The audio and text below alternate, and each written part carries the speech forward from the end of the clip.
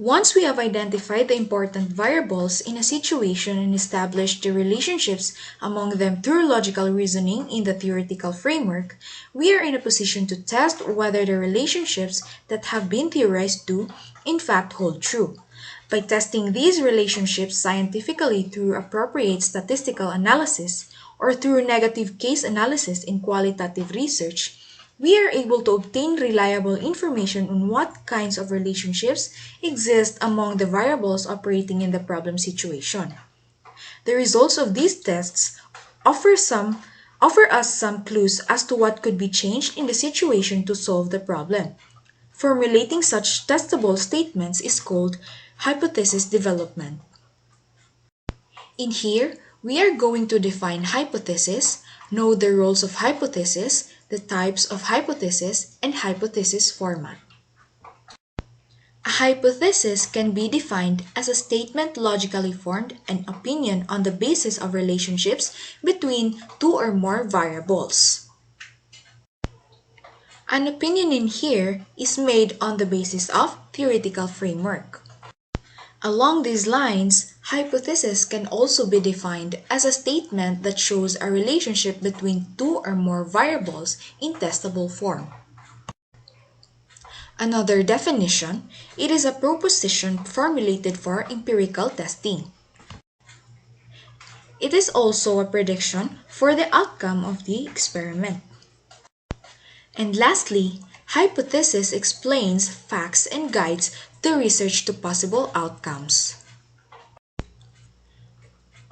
Now we have here the roles of hypothesis. It guides the direction of the study, it identifies facts and those that are not, suggests which form of research design is likely to be the most appropriate, and lastly, it provides a framework. Next, we have here the types of hypotheses. Under descriptive hypothesis, we have null and alternative.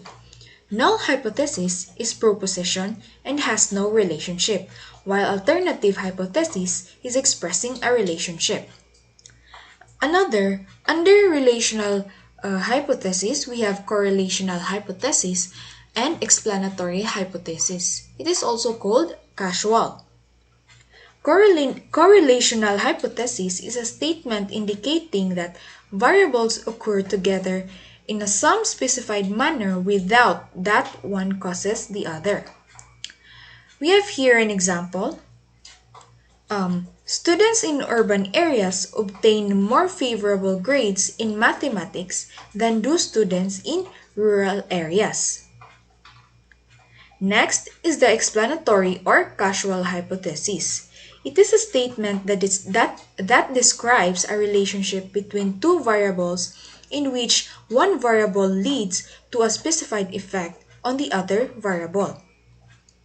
Example, an increase in family income leads to an increase in the percentage of income saved.